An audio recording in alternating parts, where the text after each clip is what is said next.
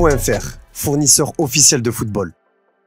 Bonjour à toutes et à tous et bienvenue dans ce nouveau JT Foot Mercato. Contrairement aux années précédentes, le Paris Saint-Germain a mis les bouchées doubles dès le début du mercato estival. Déjà 6 recrues officialisées et désormais il est temps de passer à la deuxième phase du mercato, le dégraissage. Le journal Sport révèle les joueurs qui sont invités à se trouver un point de chute le plus rapidement possible et ils sont au nombre de 8. On retrouve 3 titis parisiens, Timothée Pembele, Colin Dagba ou encore Ismaël Garbi qui n'entrent pas dans les plans de Luis Enrique. Parmi les joueurs qui font leur retour de prêt, beaucoup d'entre eux ne seront pas conservés. On retrouve Abdou Diallo, Levin Kurzawa, Leandro Paredes, Jorginho Wijnaldum et Keylor Navas. A noter que le média espagnol ne cite pas des joueurs comme Mauro Icardi qui s'apprête à rejoindre Galatasaray ou encore Julian Draxler, revenu après un prêt du SL Benfica. Les jeunes comme Edouard Michu, Eman Kari ou encore Djidi Gassama qui ont été annoncés ces dernières semaines sur le départ ne sont pas non plus cités. Celui de Marco Verratti non plus, l'Italien ne fait pas partie de la liste noire du PSG, mais le club parisien n'est pas contre un départ du petit hibou qui est la priorité de l'Atlético de Madrid. Le journal L'Équipe confirme que cette piste est sérieuse et que les deux directions sont entrées en contact. Aucune offre n'a pour le moment été faite, mais l'Italien a plutôt répondu favorablement à l'intérêt des Colchoneros. Rien n'est encore décidé pour le moment. Avec ces départs, le PSG libérerait donc de la masse salariale tout en récupérant un peu de liquidité afin d'équilibrer les comptes dans le cadre du fair play financier, ce qui permettra au club parisien de rentrer dans la troisième phase de son mercato qui sera en grande partie conditionné à un départ de Kylian Mbappé. Les dernières nouvelles du feuilleton nous sont d'ailleurs offertes par le média espagnol AS qui explique que le joueur n'a toujours pas donné de réponse au président Nasser Al-Khelaifi et qu'il ne compte pas flancher. Il va aller au bout de son plan, à savoir s'en aller en juin 2024 et honorer sa dernière année de contrat à Paris. Si les relations entre le PSG et le Real Madrid sont glaciales, le club parisien aimerait shipper une pépite de la Castilla. Defensa Central rapporte que les rouges et bleus, et notamment Luis Campos, seraient très intéressés par le défenseur central Rafa Marin. Il ne reste plus qu'un an de contrat à l'espagnol, le club madrilène aimerait négocier une vente tout en conservant 50% des droits économiques du joueur. L'autre dossier prioritaire de l'été pour le PSG, c'est l'arrivée d'un numéro 9 et le quotidien El Jogo vient d'annoncer que le SL Benfica est ouvert à la vente de Gonzalo Ramos. Pour cela, il faudra mettre au moins 80 millions d'euros sur la table. Un autre nom a fait son apparition, il s'agit du très courtisé Rasmus Højlund. The Athletic rapporte que Manchester United a trouvé un accord avec le crack danois mais pas avec l'Atalanta qui réclame 100 millions d'euros pour son joueur. Si le média parle maintenant d'un montant de 70 millions d'euros, ça reste encore trop cher pour les Red Devils. Le PSG pourrait donc tenter de rafler la mise en surenchérant. L'autre grande priorité du club parisien se nomme Bernardo Silva et les nouvelles ne sont pas très bonnes dans ce dossier puisque le Portugais reste campé sur ses positions. Selon AS, le joueur a un penchant pour le Barça. Il aurait même demandé à son agent d'explorer toutes les solutions possibles pour aller à la Catalogne cet été. Vous l'aurez compris, l'été est encore loin d'être terminé du côté du PSG. Dans le reste de l'actu, João Félix a lâché une véritable bombe sur son avenir. Après un prêt à Chelsea, le Portugais est retourné à l'Atlético de Madrid où il n'est plus le bienvenu. Si son nom a été associé au PSG ou encore à son ancien club du SL Benfica, aucune offre sérieuse n'est arrivée sur la table des dirigeants madrilènes. Le principal intéressé a donc pris le taureau par les cornes pour clarifier la situation et lors d'une interview accordée au journaliste italien Fabrizio Romano, João Félix a été on ne peut plus clair. J'adorerais jouer pour le Barça, Barcelone a toujours été mon premier choix et j'aimerais rejoindre le Barça. Ça a toujours été mon rêve depuis que je suis gosse, si ça arrive ce sera un rêve devenu réalité pour moi, a-t-il déclaré. Une sortie qui fait rager l'Atlético de Madrid. La radio espagnole Cadena Cop affirme que le club n'avait pas donné son accord aux joueurs pour s'exprimer. Le club n'était pas au courant des déclarations du Portugais et les considère comme un manque de respect envers le club et les supporters. La plaque du joueur a d'ailleurs été dégradée aux abords du Wanda Metropolitano. Le point de non-retour semble avoir été atteint entre Félix et l'Atlético de Madrid. Selon le média espagnol AS, le Barça ne dirait pas non au joueur. Joan Laporta est notamment un très grand fan.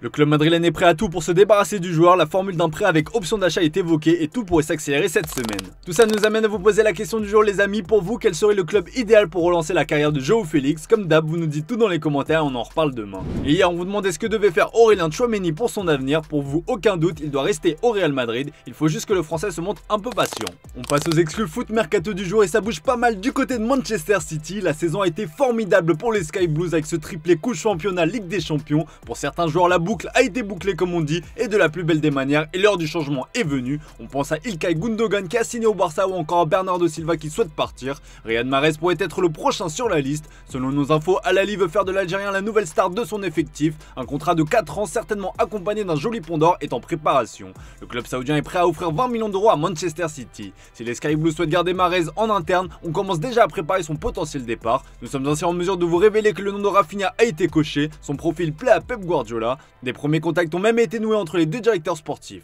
Pour le Barça, c'est une bonne nouvelle puisque les dirigeants doivent trouver 60 millions d'euros d'ici le 31 août pour inscrire leurs recrues et les joueurs ayant prolongé l'an dernier. Clairement, les coulés seront à l'écoute. En parallèle, Manchester City est proche de boucler l'arrivée de Josko Gvardiol. Selon nos infos, les Citizens sont particulièrement confiants dans ce dossier. Ce mardi, une réunion a eu lieu entre des intermédiaires et la direction mancunienne et les choses se sont plutôt bien passées. Reste désormais à trouver un accord final avec le RB Leipzig, mais tout indique que Gvardiol va bientôt devenir le défenseur le plus cher de l'histoire. Toujours dans le royaume de Sa Majesté, Alan Saint-Maximin est sur le départ. L'ailier virevoltant a vu son coach Eddie Howe confirmer la tendance en expliquant qu'une vente du joueur est dictée par le fair play financier. Selon nos infos, Al-Ahly a fait à Newcastle une proposition orale de 25 millions d'euros, sans compter divers bonus. Les Anglais attendent désormais une offre écrite et officielle pour avancer sur ce dossier. D'un point de vue salarial, le joueur toucherait entre 12 et 15 millions d'euros, de quoi faire réfléchir même si l'intéressé n'a pas encore tranché. Et pour cause Naples et plus particulièrement le coach Rudy Garcia lui font les yeux doux, les Magpies attendent de connaître la proposition du club parthénopéi. Au milieu de terrain, Naples s'active pour Boubakary Soumaré. Selon nos infos, le Napoli est très intéressé à l'idée de le récupérer. Des échanges très positifs ont d'ailleurs eu lieu. Rudy Garcia est fou du joueur dont il apprécie le profil. Relégué en Championship, Leicester réclamerait 20 millions d'euros. On va vous parler du dossier Eli Wahi, ce qui va nous permettre de faire la transition entre l'Angleterre et la France, car vous le savez désormais Chelsea et le RC Strasbourg ont le même propriétaire. Il ne sera donc pas étonnant dans l'avenir de voir des joueurs passer d'un club à l'autre. Eli Wahi pourrait être le premier concerné. Comme on vous l'a révélé, Chelsea s'est lancé dans la bataille pour décrocher la signature de l'attaquant de Montpellier. Et selon nos infos, cette option prend chaque jour un peu plus de poids. Les discussions avancent bien et Chelsea espère boucler le transfert dans la semaine. Le consortium américain Blueco jouerait la carte d'une saison supplémentaire en Ligue 1 avant de rallier les Blues. En l'occurrence, un prêt au RCSA donc. Rien n'est joué dans le dossier puisque l'Inter Milan est aussi dans la course pour s'offrir Wahi.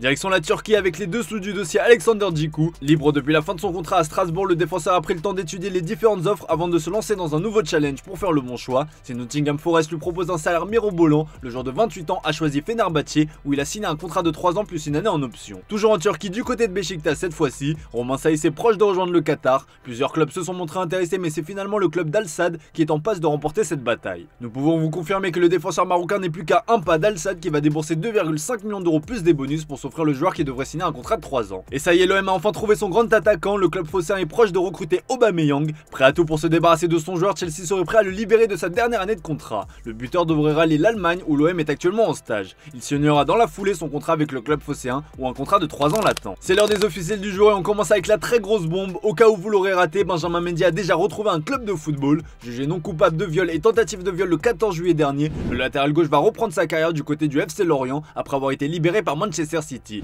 Une information très surprenante et ça a été l'occasion pour nous de vous demander si vous comprenez le choix du FC Lorient. Et bien la réponse est tout aussi surprenante puisque c'est oui à 85%. Nouveau troisième gardien pour le Stade Rennais après Steve Mandanda et Gauthier Gallon. Geoffrey Lambert complète la hiérarchie, lui qui arrive libre de Sedan. Le portier a signé pour 1 an avec Rennes et portera le numéro 40.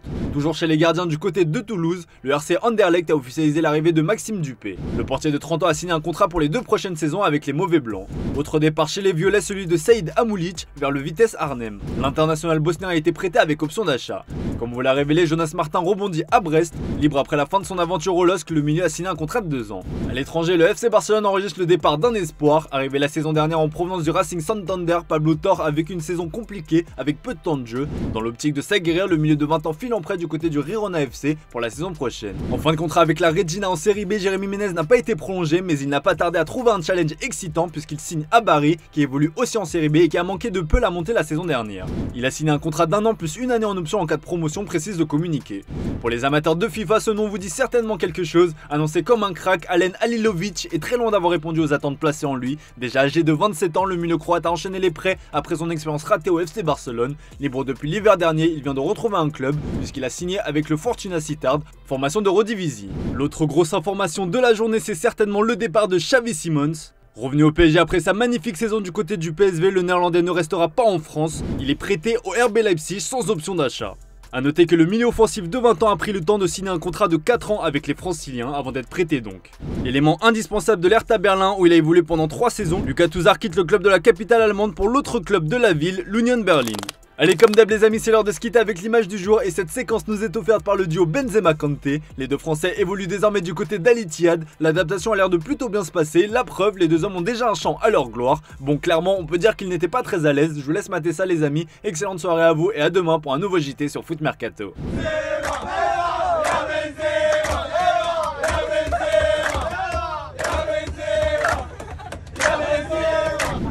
Engolo, Engolo, Engolo, Engolo, Engolo, Engolo, Engolo, Engolo.